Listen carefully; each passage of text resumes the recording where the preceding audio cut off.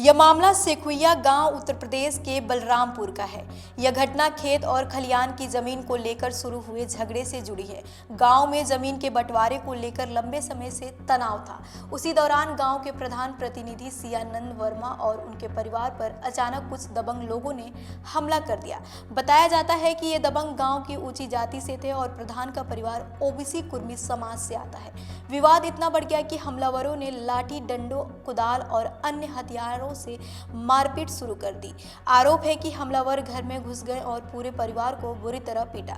इस हमले में प्रधान और परिवार के कई लोग घायल हुए। हमले के दौरान उनके घर और वाहनों को भी नुकसान पहुंचाया गया। इस घटना के बाद पुलिस ने एफआईआर दर्ज की, जिसमें 17 लोगों को नामजद और लगभग 50 अज्ञात लोगों को आरोपी बनाया गया। पुलिस ने कुछ आरोपियों सुमित सिंह उर्फ पुत्तन सिंह, सुनील सिंह और हवलदार सिंह को गिरफ्तार कर जेल भेज दिया, लेकिन परिवार का कहना है कि कुछ मुख्य आरोपी अब भी खुले में घूम रहे हैं। यह मामला धीरे धीरे सिर्फ जमीन विवाद का नहीं रहा, बल्कि इसमें जातीय भेदभाव का मुद्दा भी सामने आने लगा।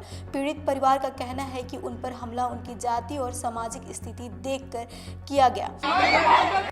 विनय कुमार वर्मा सेखुइया बलरामपुर से बोल रहा हूँ। हमारे यहाँ कल जो है गांव के ठाकुर लोग मिलकर 10 घर ठाकुर मिलके हमारे घर में घुसकर हमारे पूरे परिवार को 7-8 लोगों को जख्मी कर दिए, हाथ वाथ तोड़ दिए। मेरा एक भाई है जिसको काफ़ी चोट आई है, वो बहराइच में एडमिट है, उसका कोई बचने का चांस भी नहीं है। और हमारे घर में 10 घर ठाकुर मिलके कम से कम 100 लोग और बाहर से बुला के इधर उधर गांव से सब नात बात इकट्ठा करके मेरे घर में सबको घुस के इतना मारे हैं। और मैं कल जब गया तो वहाँ मेडिकल के चक्कर में फंसा के रखे और थाने में हमने एप्लीकेशन दिया, उसका भी कोई सुनवाई नहीं हो रहा है। वजह से यह घटना बड़े सामाजिक मुद्दे जैसे कमजोर वर्ग की सुरक्षा, जातीय भेदभाव और ग्रामीण राजनीति से जुड़ गई।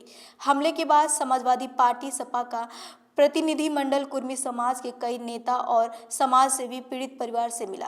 उन्होंने पुलिस और प्रशासन से तुरंत कार्रवाई की मांग की और कहा कि न्याय न मिलने पर आंदोलन किया जाएगा। देखिए, जो सेखुइया की घटना है, सियानंद वर्मा जी वो प्रधान हैं और जिस तरीके से घटना घटी है उसमें लगभग कई लोगों को गंभीर चोटें आई हैं। उसमें महिला भी चोटिल हुई हैं, उनके चाचा भी चोटिल हुए हैं, हेड इंजरी भी हुई है और जान से मारने की धमकी भी जो विपक्षी गण है वो देने का काम कर रहे हैं। अभी हम लोग उनके घर गए थे। घर जाने के बाद उन्हीं लोगों का बयान है कि जिस तरीके से वहाँ कोई राहुल सिंह नाम का व्यक्ति है, वो एसडीएम सदर के यहाँ स्टोनो पद पर काम कर रहा है, मृतक आश्रित में उस लेखपाल भी है और विशेष रूप से सरगना के रूप में उनके घर वालों ने बताया कि पूरे गांव को उकसा करके और ये जो इतनी बड़ी घटना घटी है, पूरी प्लानिंग थी उसकी कि इनको एक आध लोगों का मर्डर हो जाए, यहाँ तक उसकी सोच थी और एफआईआर दर्ज हुआ है।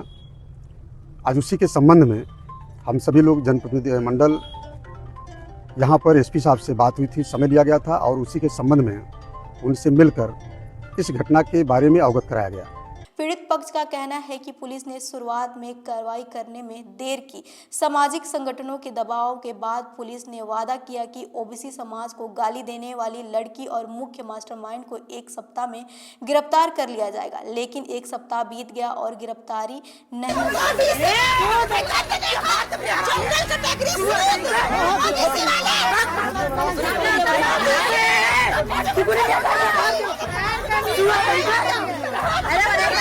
इस पर प्रशासन ने फिर 10 दिन का और समय मांगा। अब 1 महीने से भी ज्यादा समय बीत चुका है, लेकिन प्रमुख आरोपी अब भी पकड़ से बाहर है। बलरामपुर में जो सेखुइया गांव का घटना है, पुलिस लीपापोती कर रही है। मुख्य आरोपी अभी भी फरार है, अभी भी गिरफ्तार नहीं हुआ है। इसका नाम राहुल सिंह है और गालीबाज लड़की अनामिका सिंह उर्फ रीना ठाकुर, वो भी अभी बची हुई है। आखिर पुलिस लीपापोती क्यों कर रही है? पुलिस को चाहिए था, हमसे 1 हफ्ते का समय लिया, हम लोग 1 हफ्ते 10 दिन दिए, 10 दिन के बाद फिर रिक्वेस्ट की पुलिस, हम गिरफ्तार कर रहे हैं। तो लगभग 1 महीने का समय धीरे धीरे बीत जा रहा है। 1 महीने के समय में अभी तक मुख्य दोनों आरोपी को गिरफ्तार नहीं किया गया है। जो मुख्य आरोपी है मास्टरमाइंड घटने का राहुल सिंह, जो एसडीएम का स्टोनो है, और गालीबाज लड़की जो पूरे ओबीसी एससी कुर्मी समाज को शूद्र कह रही है, नीच कह रही है। आखिर ऐसे लोगों को पुलिस बचा क्यों रही है? अभी एक आईएएस अपने एक वक्तव्य दिए हैं और उनके स्टेटमेंट की वजह से उनको नौकरी से बर्खास्त कर दिया गया, नौकरी सस्पेंड कर दिया गया, सरकार कर दी। और एक तरफ स्टोनो का एसडीएम का स्टोनो बैठा है, किसी भी बड़े घटना का अंजाम दे रहा मास्टरमाइंड है, उसकी नौकरी पर कोई कार्रवाई नहीं हुई, न उसको गिरफ्तार किया गया। तो बलरामपुर पुलिस कान खोलकर सुन लीजिए, ये मामला आप जितना लीबापोती कर लीजिए, लेकिन कल हम लोग बलरामपुर आ रहे हैं।